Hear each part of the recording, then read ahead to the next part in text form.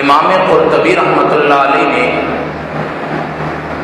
اپنی تفسیر کے اندر سورہ توبہ آیت نمبر 36 ان عدت الشہور عند اللہ اثنا، اس کے تحت لکھا ہے کہ اسلامی مہینوں کی ترتیب خود خدا نے بنائی ہے، ان کے نام بھی خدا نے رکھے ہیں۔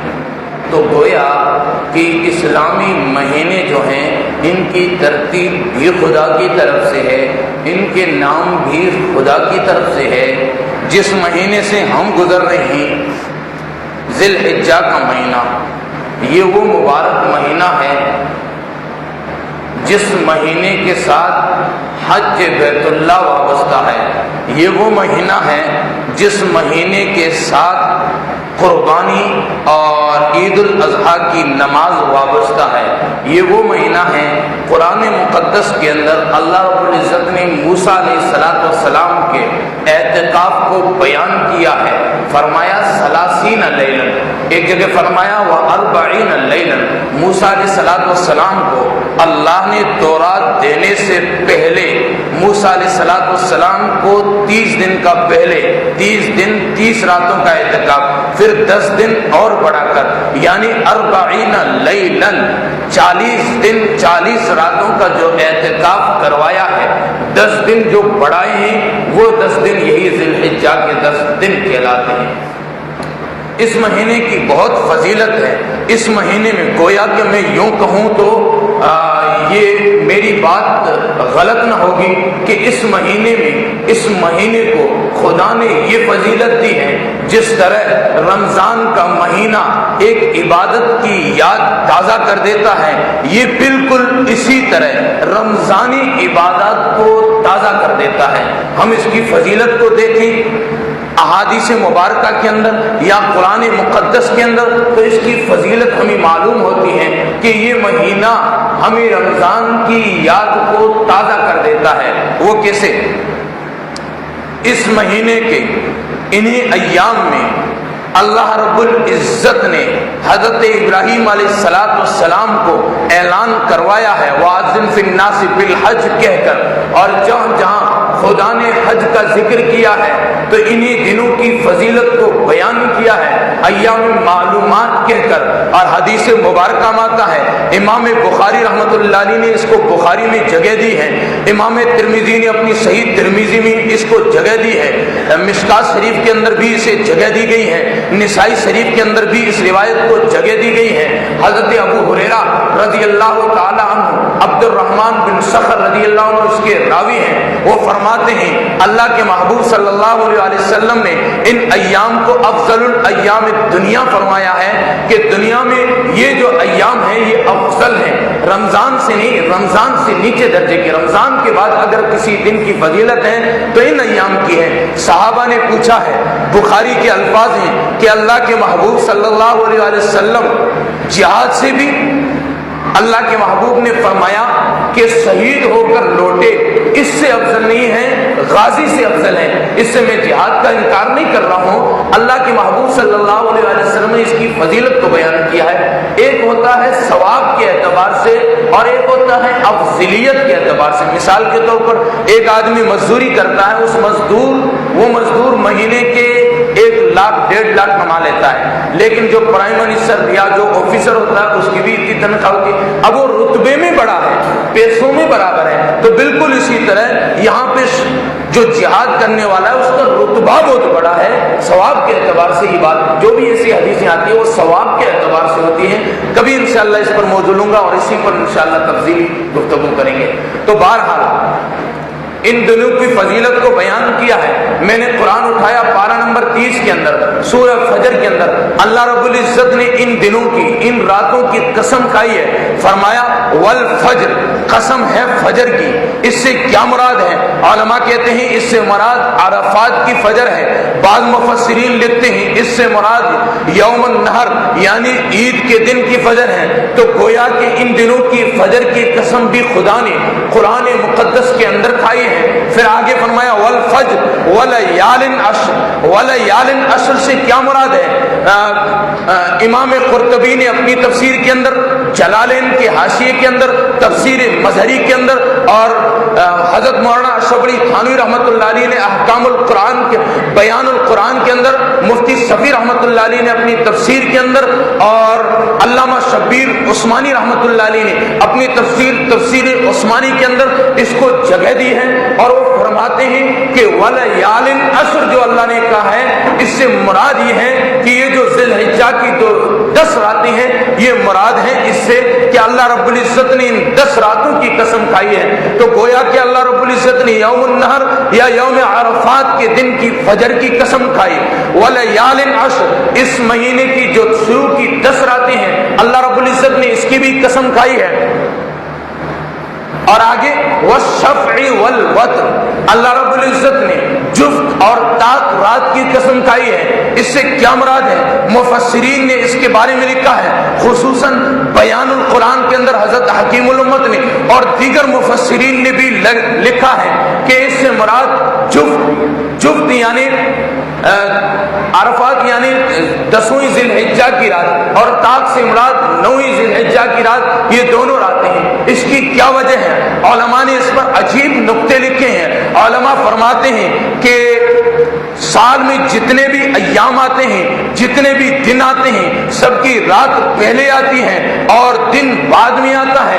لیکن یوم عرفات وہ دن ہے جس کی رات پہلے بھی ہے بعد میں بھی ہے. وہ کیسے کہ پہلے رات کا اللہ نے یوم طاق رات کہہ کر، والوتر کہہ کر ذکر کیا ہے، اور والشفع کہہ کر، جفت کہہ کر دوسری رات کا بھی ذکر کیا ہے. اس کی میں عوامی لہجے میں مثال دینے لگا ہوں کہ حج کرنے والا حاجی عرفات کے میدان میں جو دوسری رات، جو عید والی رات آتی ہے، اس رات میں بھی صبح صادق سے پہلے اگر اس میدان میں پہنچ جاتا ہے، اس کی بھی حج شامل ہوتی ہے. اسی بنیاد پر علماء لکھتے ہیں کہ یہ رات جو ہے یہ یوم عرفات کی رات ہے. تو یہ عرفہ وہ دن ہے جس کی جفت بھی اور طاق بھی دونوں راتیں اس کی شمار ہوتی ہیں. تو اللہ رب العزت نے قرآن مقدس کے اندر اس مہینے کی 10 راتوں کی قسم کھائی، ان کی فضیلت کو بیان کیا ہے. اب ذرا احادیث مبارکہ دیکھتے ہیں، احادیث مبارکہ میں اس کی کیا فضیلت ہے. امام ترمذی رحمۃ اللہ علیہ نے ابواب الصیام کے تحت حضرت ابو ہریرہ رضی اللہ تعالیٰ عنہ، حضرت عبد الرحمن بن صخر رضی اللہ عنہ، ان سے نقل کیا ہے. اللہ کے محبوب صلی اللہ علیہ وسلم فرماتے ہیں یہ جو 10 دن ہے، یعنی 1 سے لے کر 9 تک، 10واں تو عید کا دن ہے، یہ جو 9 دن ہے ان میں روزے رکھنا اتنا ثواب ملتا ہے جتنا 1 سال روزہ رکھنے پر ثواب ملتا ہے. اور مسلم شریف کے اندر روایت موجود ہے، حضرت ابو قتادہ رضی اللہ تعالی عنہ راوی ہے، اس میں یہ ہے کہ یہ جو یوم عرفات کا دن ہے، اس دن کا روزہ رکھنا اتنی فضیلت رکھتا ہے کہ 1 سال پہلے 1 سال بعد کے گناہ معاف ہو جاتے ہیں. وجہ کیا ہے؟ 1 سال پہلے کے سمجھ میں آتے ہیں، 1 سال بعد کے گناہ معاف ہوتے ہیں. اس سے کیا مراد ہے؟ علماء لکھتے ہیں اس سے مراد یہ ہے کہ اس روزے کی برکت سے اللہ رب العزت اس کو 1 سال بعد گناہوں سے بچائے رکھتے ہیں، نیکیوں پر چلائے رکھتے ہیں. تو یہ ان ایام کی فضیلت ہے، ان ایام کی خصوصیت ہے کہ گویا کہ میں نے عرض کیا تھا پہلے بھی کہ یہ جو ایام ہیں، یہ ایام رمضان المبارک کی یاد کو تازہ کر دیتے ہیں. اب قربانی کرنے والوں کے لیے مستحب یہ ہے کہ ان ایام کے اندر اپنے بال ناخن نہ کاٹیں. یہ مستحب ہے، واجب نہیں ہے، مستحب ہے. اس پر بھی اللہ رب العزت ثواب عطا فرماتے ہیں. اب آگے چلتے ہیں، قربانی کا ثبوت کہاں سے ہے؟ سورہ صافات کے اندر اللہ رب العزت نے اسماعیل علیہ السلام اور ابراہیم علیہ السلام کے اس واقعے کو ذکر کیا ہے. ابراہیم نے اپنے بیٹے کے گلے پر چھری رکھی ہے، یہ ذکر تو کیا ہے. یہ بات انشاءاللہ عید کے دن بھی سننے کو مل جائے گی. آج میں اس کا ثبوت قرآن اور احادیث سے پیش کرنے لگا ہوں. قرآن مقدس سورہ حج آیت نمبر 34 کے تحت علماء لکھتے ہیں کہ آیت نمبر 34 میں اللہ رب العزت کی طرف سے اس قربانی کا ثبوت ملتا ہے. اور سورہ کوثر انا اعطیناک الکوثر آیت نمبر 2 فصلی لربک وانحر، یہاں پر قربانی کا بھی اور عید الاضحیٰ کی نماز پڑھنے کا بھی ثبوت ملتا ہے۔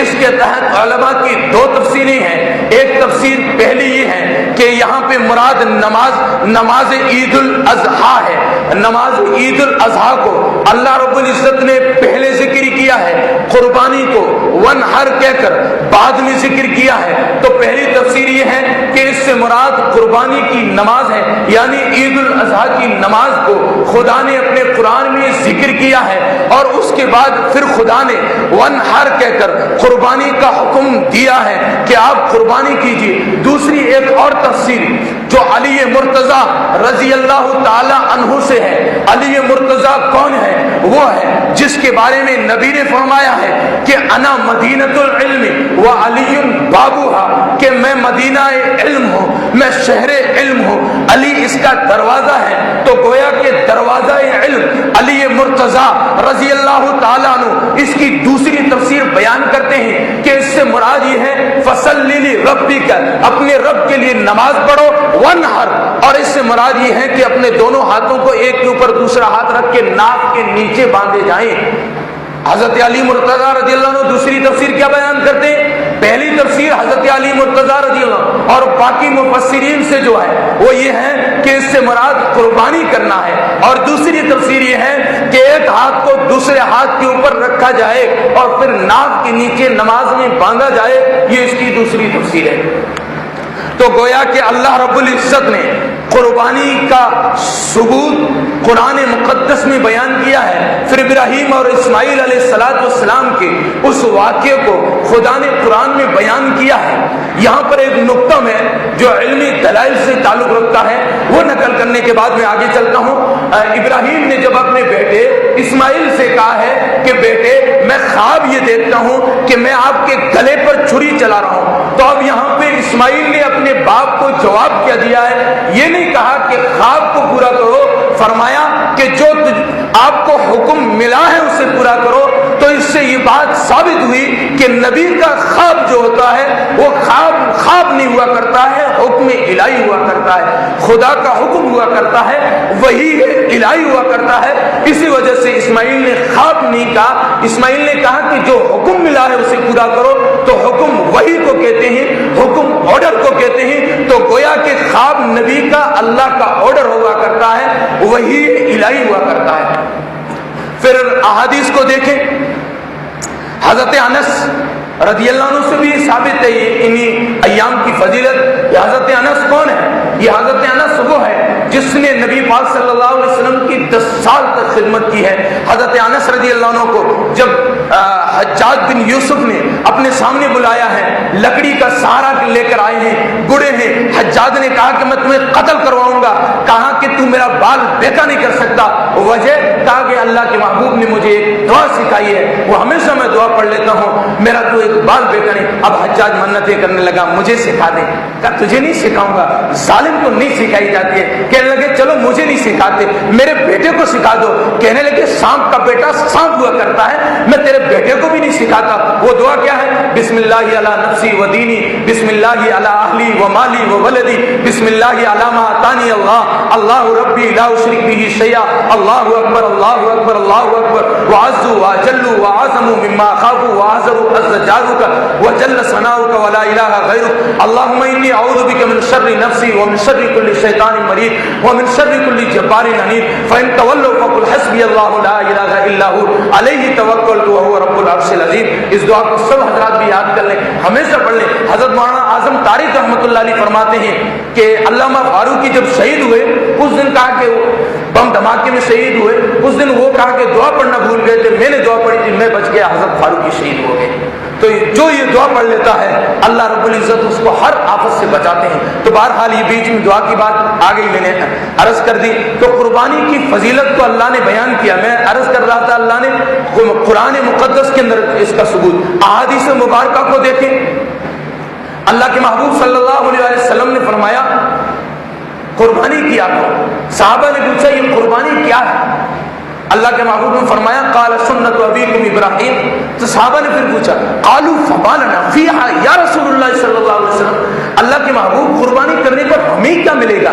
اللہ کے محبوب نے فرمایا ہر بال کے بدلے میں تمہیں نیکی ملے گی. تو ایک صحابی کھڑے ہو گئے, اللہ کے محبوب اگر کوئی دمبا ذبح کرے جس پر تو صوف یعنی اون ہوا کرتی ہیں اس کو کیا ملے گا؟ تو کہا کہ اللہ کے محبوب نے فرمایا اون کے جو بال ہے, صوف کے جو بال, اس پر بھی تمہیں ثواب ملے گا, ہر بال پر تمہیں نیکی ملے گی. تو اللہ کے محبوب صلی اللہ علیہ وسلم نے اس قربانی کی فضیلت کو یوں بیان کیا. ایک حدیث مبارکہ لہیقہ بنت لہیق صدیقہ بنت صدیق حضرت اما عائشہ رضی اللہ تعالیٰ عنہ بیان کرتی ہیں, اللہ کے محبوب نے فرمایا جو قربانی کرنے کی استطاعت رکھتا ہو اس کے باوجود وہ قربانی نہ کرے, اس کو چاہیے کہ وہ نماز پڑھنے کے لیے ہماری عیدگاہ میں نہ آئے. اس سے بڑی اور کیا وعید ہوگی. اللہ کے محبوب فرماتے, یہاں پہ حدیث کے جو الفاظ ہیں, یہاں پہ جو لفظ استعمال ہوا ہے نون تاکید, یعنی کسی کی چیز میں تاکید پیدا کرنے کے لیے جو بات لائی جائے تو تاکید پیدا کرنے کے لیے عربی میں نون تاکید اوپر داخل ہوتا ہے. تو یہاں پہ نون تاکید کے ساتھ اللہ کے محبوب صلی اللہ علیہ وسلم نے بات کی. پہلے لام تاکید فلم پہلے لام تاکید لائے اور پھر فرمایا مسلانا, ہماری عیدگاہ کے اندر ہمارے ساتھ نماز پڑھنے میں وہ داخل نہ ہو, ہمارے ساتھ شامل نہ ہو. تو سب حضرات یہ طے کریں, جو وسعت والے ہیں وہ تو ضرور قربانی کریں, اور جن کے پاس وسعت نہیں ہے پھر بھی پیسے ہیں وہ بھی کریں, ان کے لیے بھی مستحب ہے.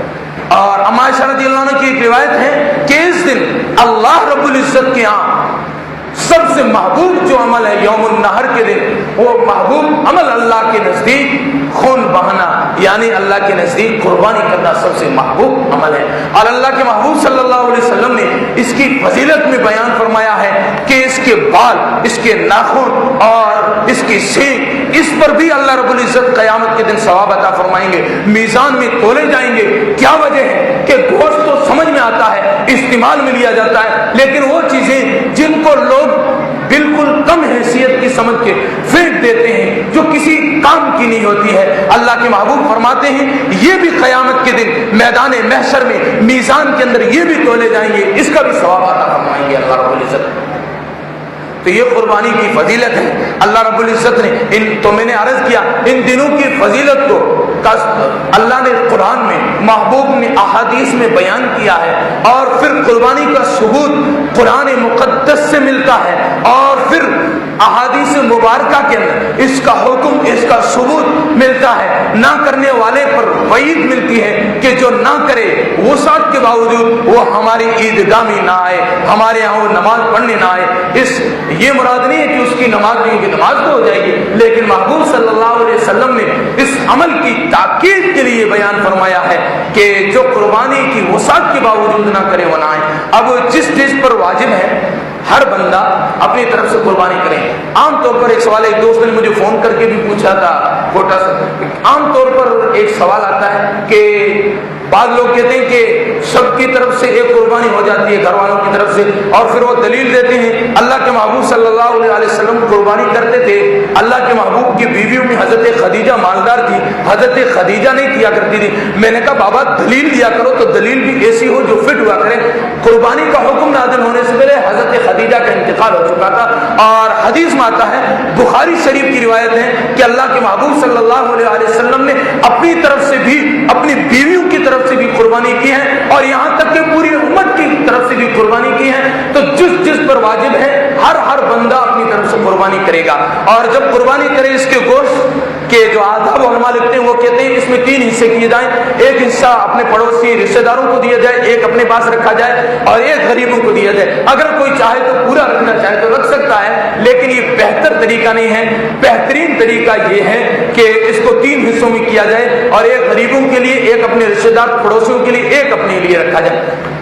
وہ کہتے ہیں کہ حضرت قریشی صاحب بیان کر رہے تھے کہ ایک آدمی نے خواب دیکھا, وہ جنت میں چلا گیا, اس نے دیکھا کہ اس کا بکرا جو قربانی کیا تھا اس سال جنت میں گھوم رہا ہے, لیکن اس کی 3 ہی ٹانگیں, ایک ٹانگ نہیں ہے.